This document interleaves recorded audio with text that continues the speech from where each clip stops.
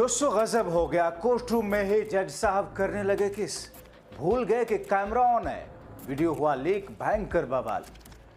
बहुत स्वागत है आप सभी का। आप देख रहे हैं द राजनीति का विशेष सेगमेंट खबर और विश्लेषण। मैं हूं जब्बार खान। दोस्तों, लोग न्यायालय से इंसाफ की आस लगाते हैं, अदालतों पर आंख बंद करके भरोसा जताते हैं। अगर न्यायालय से लोगों का भरोसा डगमगा जाए तो फिर लोकतंत्र और संविधान बेमाने से हो जाते हैं।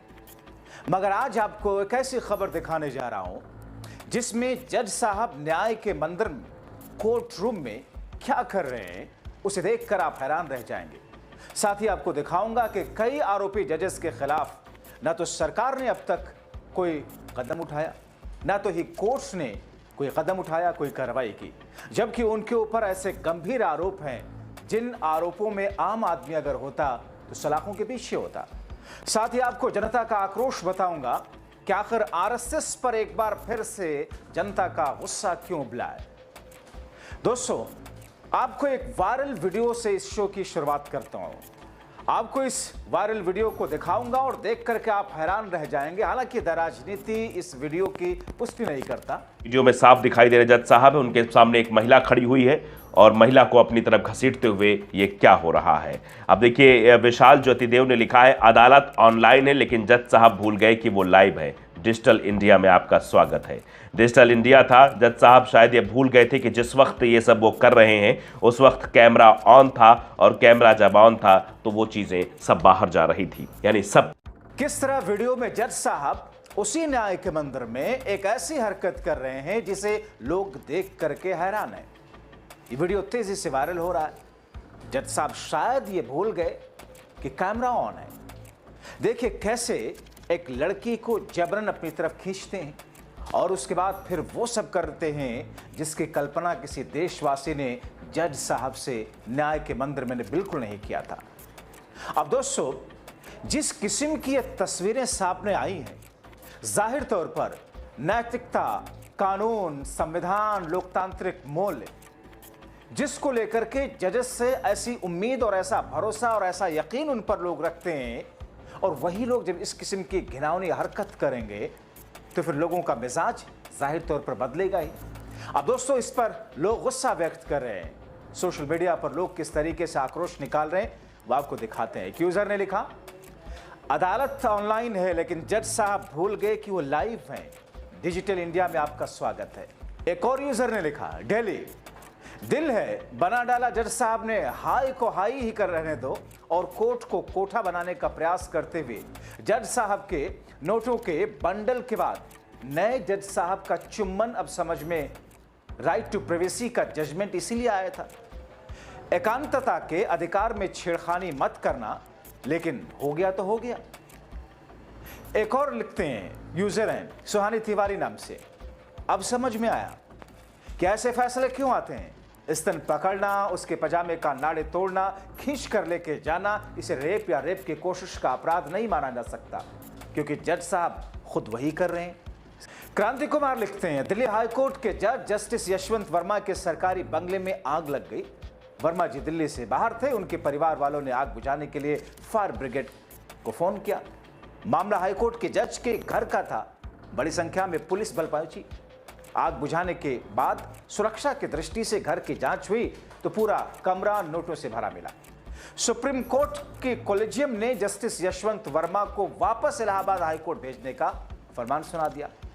पैसा खाकर न जाने इन जज ने कितने गलत फैसले दिए होंगे। न्यायपालिका हो, और अगर न्यायपालिका ही जब भ्रष्टाचारी जज को सजा नहीं देगी तो कौन देगा। ट्रांसफर कोई सजा नहीं होती। यह बेहद संगीन आरोप है। जस्टिस वर्मा के खिलाफ महाभियोग चलना चाहिए। तो दोस्तों, यह हालात हैं। लोगों का गुस्सा जायज है अपने आप में। मैं इस घटना पर कुछ नहीं कहूंगा। आप देखिए, आप अंदाजा कीजिए, आप सोचिए। दोस्तों, ये तो दिल्ली हाईकोर्ट के जज वाली चुम्बन वाली घटना हमने आपको दिखाई, जो वीडियो वायरल हो रहा है। मगर सुप्रीम कोर्ट के जज, जो सुप्रीम कोर्ट के जज गगोई साहब याद है ना, वही जिनको मोदी साहब ने सांसद बना दिया उनके सीजीआई पद से रिटायर होने के बाद में, क्योंकि अयोध्या का फैसला दिया था भाई कि देश की भावनाओं का ख्याल रखते हुए इस पूरी जमीन के टुकड़े को दे दिया जाता है एक पक्ष को।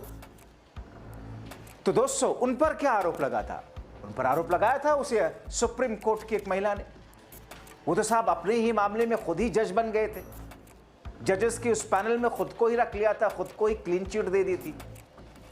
तो साहब जब देश का चीफ जस्टिस ही ऐसा करेगा, जब सीजीआई ही ऐसा करने लग जाएंगे और उसी सीजीआई को एक फैसले के बदले में मोदी और शाह की सरकार राज्यसभा का सांसद बना देगी, तो फिर नीचे के जज क्या करेंगे? उनके सामने तो एक लकीर खींची जा रही ना। तो अब जब न्याय देने वाले ही इस तरह के आचरण रखेंगे तो न्याय की उम्मीद अदालतों से लगाए लोग कहां जाएंगे? अटूट विश्वास कैसे ना डगमगाए? आपको याद है ना इलाहाबाद का जस्टिस शेखर यादव, जो खुले में एक कार्यक्रम में कहते हुए सुना गया था, हां मैं कह रहा हूं सुना गया था, वो जज याद है, क्योंकि उस जज के लिए मेरे दिल में तो इज्जत नहीं है। जो शख्स संविधान के गरिमा का ख्याल नहीं रखता, जो शख्स देश के लोकतांत्रिक मूल्यों की धज्जियां उड़ाता है, उस शख्स के लिए माफ कीजिएगा मेरे दिल में इज्जत नहीं है। उस कुर्सी का सम्मान जरूर है, मगर उस शख्स की जस्टिस शेखर की इज्जत तो कतई नहीं है, क्योंकि उसमें तो ऐसा कुछ नहीं था कि उसकी जांच होनी चाहिए। वो वीडियो डॉक्टर्ड है, वो वीडियो गलत है, वो अपराध तो उस जज ने किया था। यशवंत वर्मा पर तो चलिए फिर भी यह है कि वो पैसा उनका था, किसका था, क्या था, उसमें जांच और महाभियोग का पूरा प्रोसेस एक अलग चीज है। मगर जस्टिस शेखर जो मौजूदा वक्त के सत्ता पक्ष की मानसिकता से, विचारधारा से प्रेरित होकर के उस संघी विचारधारा को आगे बढ़ाते हुए कहता है कि साहब देश बहुसंख्यकों के हिसाब से चलेगा, मुस्लिमों के बच्चों को बचपन से क्रूर बनाया जाता है। और वो क्या हुआ उसके खिलाफ में? वो जज तो अभी भी है, वो तो अपनी नौकरी कर रहा है वो जज। और उसके खिलाफ में सुप्रीम कोर्ट ने क्या किया? सिवाय 2-4 फॉर्मेलिटीज के सरकार ने क्या? और फिर उस जज के लिए तो साहब उत्तर प्रदेश का मुख्यमंत्री, जो अपने आप को योगी बताता है, वो उस जस्टिस के बयान का समर्थन करते हुए उतर आया। और वैसे मुख्यमंत्री माननीय योगी आदित्यनाथ जी, जिनका नाम कभी अजय सिंह बिष्ट हुआ करता था, जो कहते हैं मुझे गर्व है अपने राजपूत, मुझे गर्व है ठाकुर परिवार में होने से। आपको याद है ना वो अनुज चौधरी संभल वाला, जब उसने संवैधानिक मूल्यों की गरिमा को तोड़ा तो उत्तर प्रदेश का मुखिया यह कहता है पहलवान आदमी, उसकी भाषा ऐसी ही होती है। शर्म आनी चाहिए संवैधानिक पदों पर बैठ करके ऐसी टिप्पणियां करते हुए। वही मुख्यमंत्री कहते हुए सुना गया कि इनको विकास नहीं चाहिए, इनको बुर्का चाहिए। इस मुख्यमंत्री को जाकर कोई तो बताए कि बुर्का किसी धर्म के महिलाओं के आस्था का सवाल है, उनके पर्दे से जुड़ा हुआ है। तो अगर तुम्हारे गेरुआ वस्त्र पर अगर कोई कमेंट नहीं करता है तो तुम किसी की आस्था को ठेस मत पहुंचाओ। मगर कौन कह सकता है? खैर दोस्तों, चलिए ये सब तो रोजमर्रा की चीजें हैं, क्योंकि इन्होंने हर स्तर पर अपने भक्तों की ऐसी जमात तैयार कर दी है। आप चाहे शिक्षकों में जाएं, वहां भी चोला पहना दिया है भक्तों का, उनके दिमाग पे कब्जा कर लिया है। कुछ लोग खुद को पत्रकार बोलते हैं, उनके दिमाग में गोबर गणेश टाइप की चीजें भर दी हैं। तो ये सब चीजें होती रहेंगी और हो रही हैं। उधर आरएसएस पर दोस्तों जो कुछ हुआ, घिनौना आरएसएस, बहुत सारे लोग तो उछल जाते होंगे हिंदुत्व के लिए आरएसएस क्या कुछ करता है, तो क्या बच्चों का शोषण करना ये भी हिंदुत्व है? क्या यही सनातन का संदेश है? आरएसएस पर केरला में जो कुछ हुआ दोस्तों, उससे पूरा देश हैरान रहा। आरएसएस कैंप में हुए दुराचार को लेकर के लोगों का आक्रोश अब और तेजी से देखने को मिल रहा है। मोदी और उनके भक्त आरएसएस की तारीफ में कसीदे पढ़ते दिखते हैं, वो भी लाल किला की प्राचीर से, जिसे आज तक किसी प्रधानमंत्री ने नहीं किया था, जिसे अटल बिहारी वाजपेयी ने नहीं किया था, उसे मोदी ने कर दिया। क्योंकि मोदी है तो वो क्या है, मुमकिन है। नारे लगाते हैं ना सड़े गले अंधभक्त। तो दोस्तों लगाए भी क्यों ना, क्योंकि मानसिकता ही वही है। इस बीच में पवन खेड़ा ने जो अपना वाकया बताया अपनी जिंदगी का, सुनिए जरूर।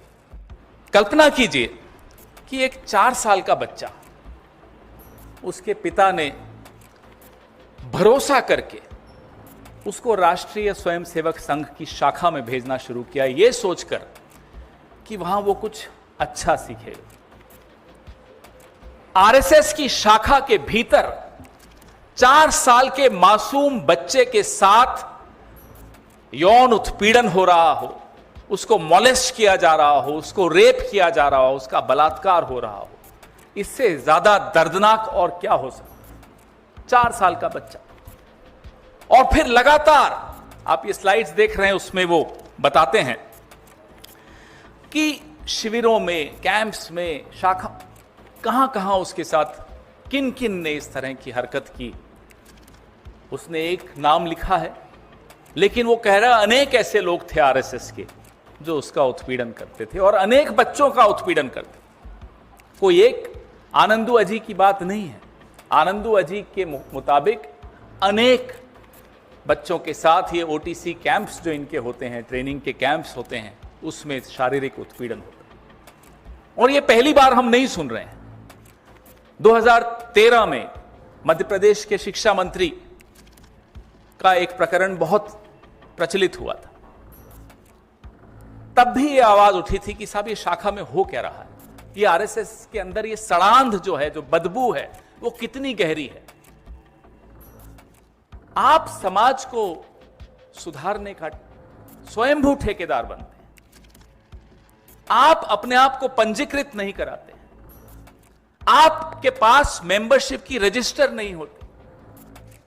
आप ये पर्दे के पीछे कर क्या रहे हैं, ये जब उदाहरण आनंदू अजी के मिलते हैं तब समझ में आता है कि पर्दे के पीछे दरअसल एक सड़ी हुई संगठन जिसका नाम आरएसएस, और उसकी बदबू जब चारों तरफ फैलने लगती है तब हमें अपना नाक बंद करने का कोई अधिकार नहीं है।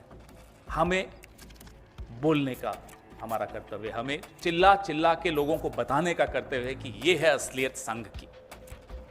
इधर एक और यूजर लिखता है, आरएसएस शाखाओं में केरला के आनंदू अजी के साथ में हुए अत्याचार को अब दबाया नहीं जा सकता। महाराष्ट्र और मुंबई में युवा कांग्रेस के साथियों ने जबरदस्त विरोध प्रदर्शन कर तुरंत आरएसएस पर बैन लगाने की आवाज बुलंद की। एक और हैंडल से लिखा गया, आरएसएस के खिलाफ कर्नाटक सरकार का बड़ा एक्शन। तो ऐसी स्थिति में दोस्तों 2014 के बाद से अगर कुछ भी हो तो आप आश्चर्यचकित मत हो, क्योंकि लोगों को लाइसेंस दे दिया जा रहा है। अगर जज अपने केबिन में ऐसा करते हुए दिखते हैं तो क्या फर्क पड़ता है, सीजीआई के ऊपर आरोप लगे थे, ये भी जज कहेंगे साहब ये तो वीडियो डॉक्टर है। हालांकि इस वीडियो की पुष्टि मैं फिर कहूंगा, न मैं करता न राजनीति करता है द राजनीति चैनल, लेकिन सोशल मीडिया पर इस वीडियो के वायरल होने के बाद लोगों का आक्रोश हमने आप तक पहुंचाया। आप क्या कहेंगे, अपनी राय जरूर लिखें। शुक्रिया।